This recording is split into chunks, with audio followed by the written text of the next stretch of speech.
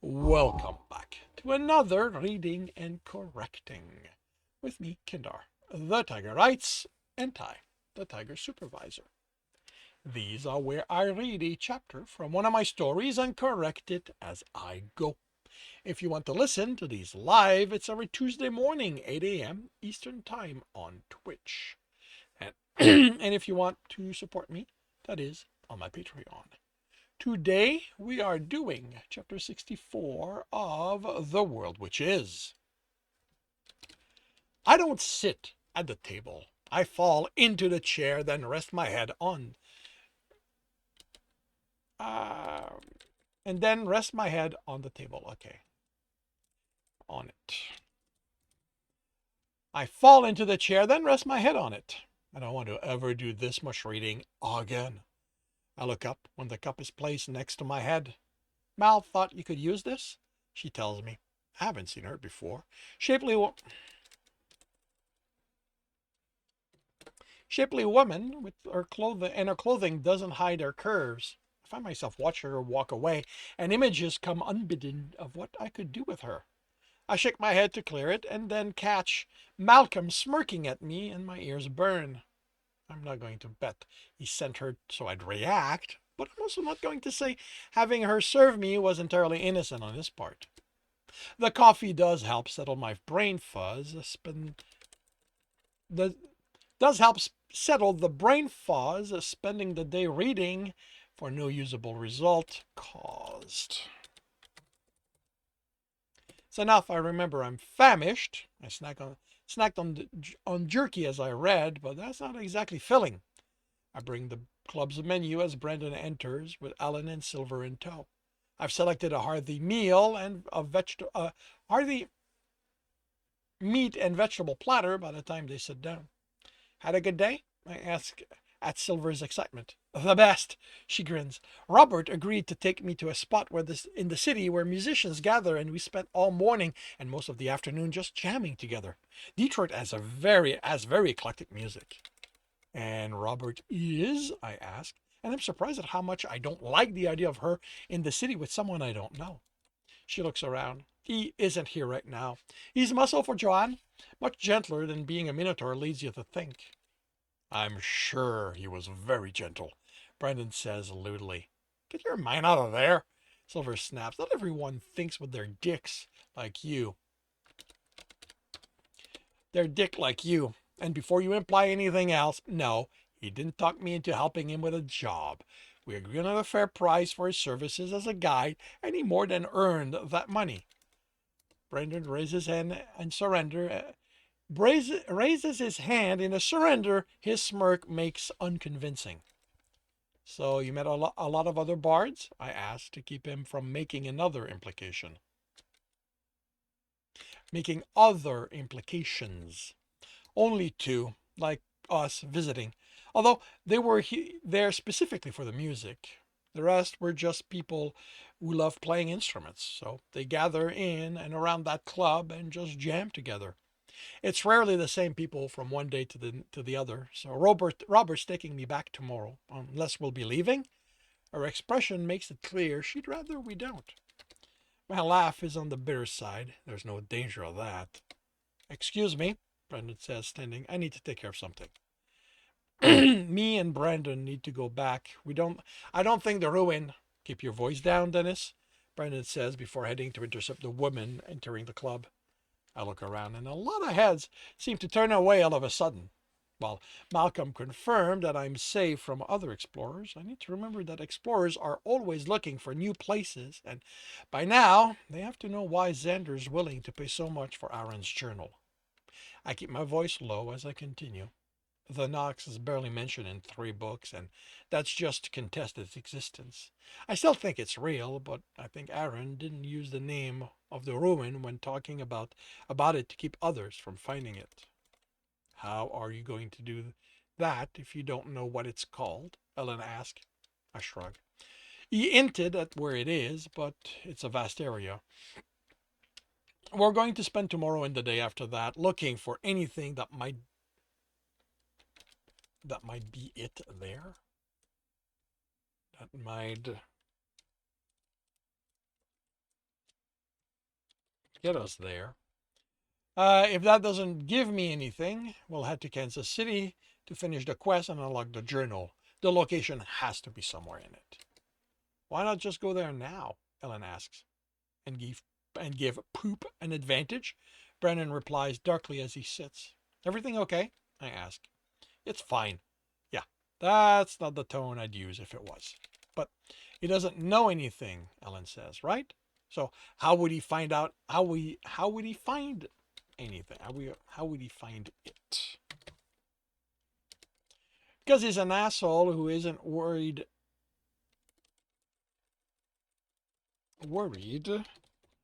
about who he pisses off to get what he wants. Are you sure everything's okay? I ask, and he glares at me. I continue looking at him, and he takes a breath. It's personal. She's got a bit of not great news about something. Is it something that we can help with? I ask. He shakes his head.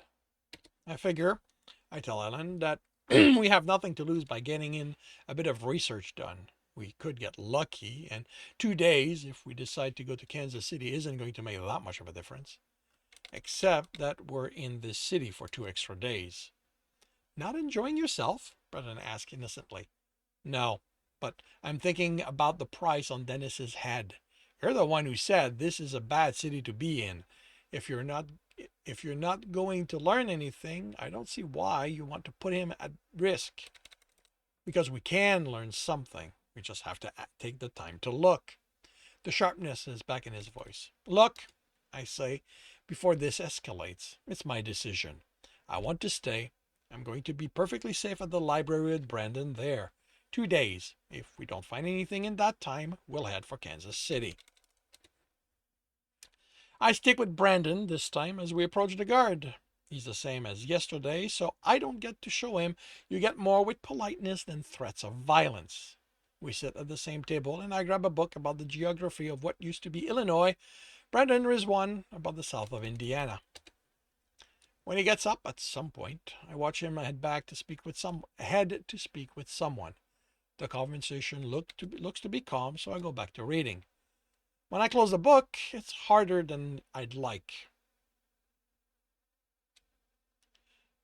When I close the book, it's with more force than I'd like. The reading-induced headache isn't making me want to continue.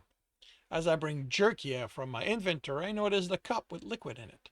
The book Brendan was reading is gone, so he must have come by while I was engrossed and returned it and left me something to drink. I look around, but don't see it. Don't see him. Because it's Brendan, I test the liquid. Fruit juice of some kind. No alcohol.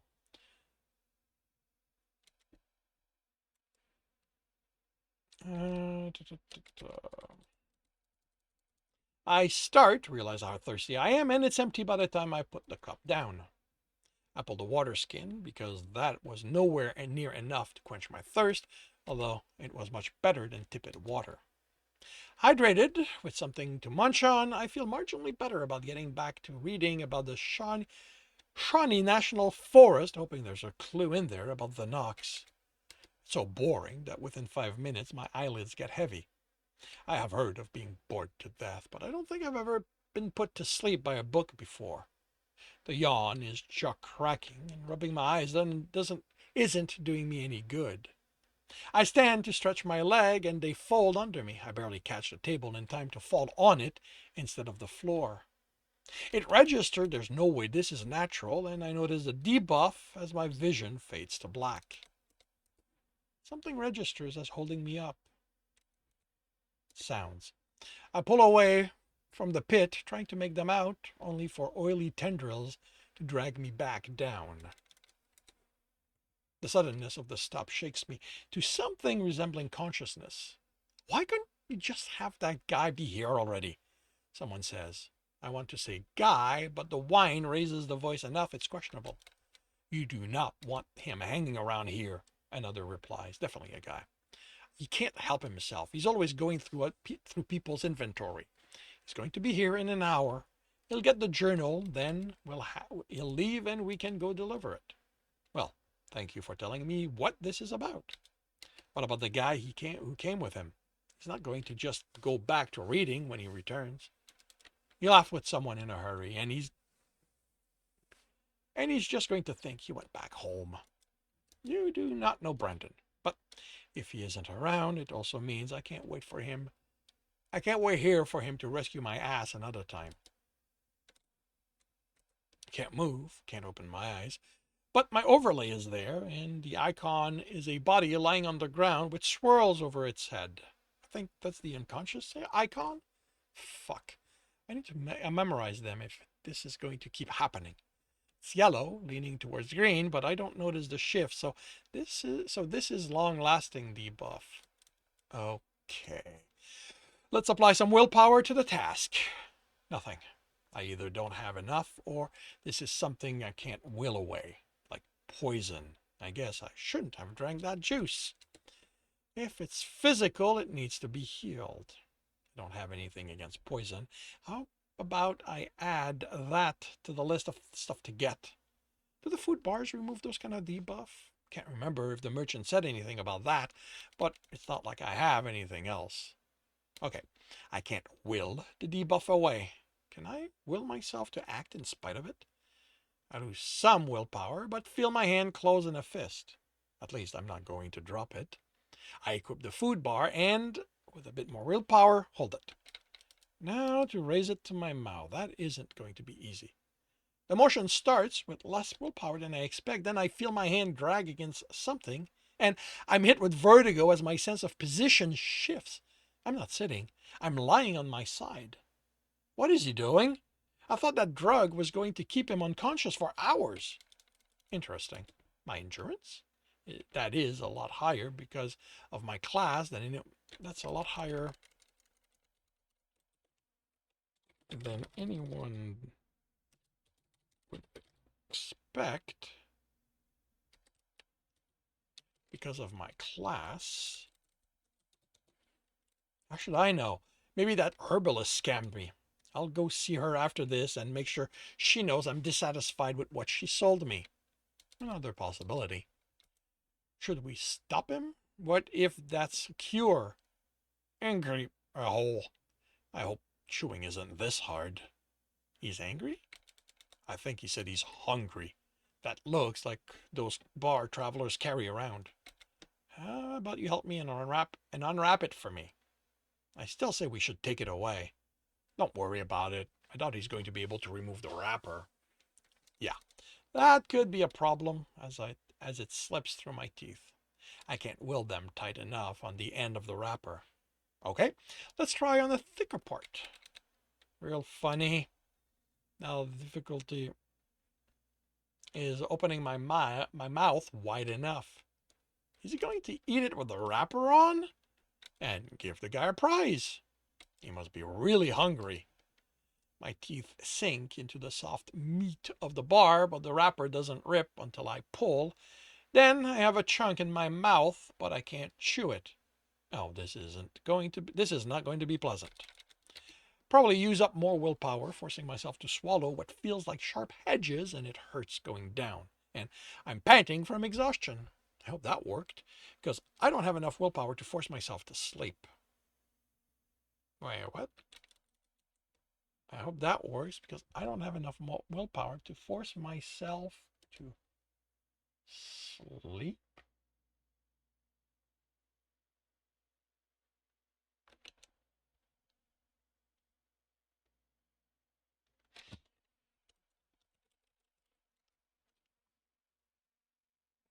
To do that again. I think that's all he had in him. Is the debuff turning green? See, I told you not to worry about. I told you not to worry about him. I use the sliver of willpower I have left not to smile in triumph.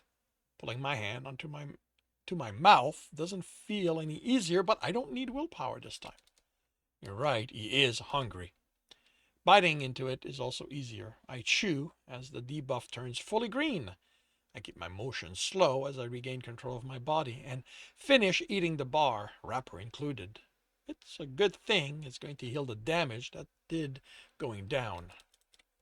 I slowly open an eye and I'm disappointed at my two kidnappers. On the thin side, dressed normally in what I've seen those working in the library wear. Then, when I push myself sitting, they back away in surprise. Let me guess. You two are after the reward. How did he do that? I have to use the wall, but I get to my feet and don't fall when I let go.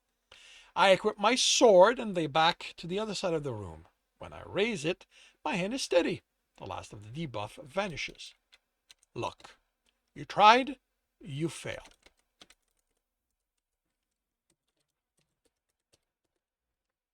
You promised to leave me the fuck alone and I'll just walk out of here without making you pay for this. They both eagerly nod, and I head for the door. I've pulled it open and am about to step out when pain explodes in my side. And that concludes chapter 64 of The World Which Is. If you are enjoying this, please leave a like. If you want to know when the next chapter is going to be up, subscribe, hit the bell. If you want to read this story, it is up for free on Royal Road. If you want to read ahead of that and support me in the process, that is on my Patreon, where you can also get access to everything else I've written. If you want to listen to these live, it's every Tuesday morning, 8 a.m. Eastern Time on Twitch. Links are in the notes, and with that, I shall wish you a good day.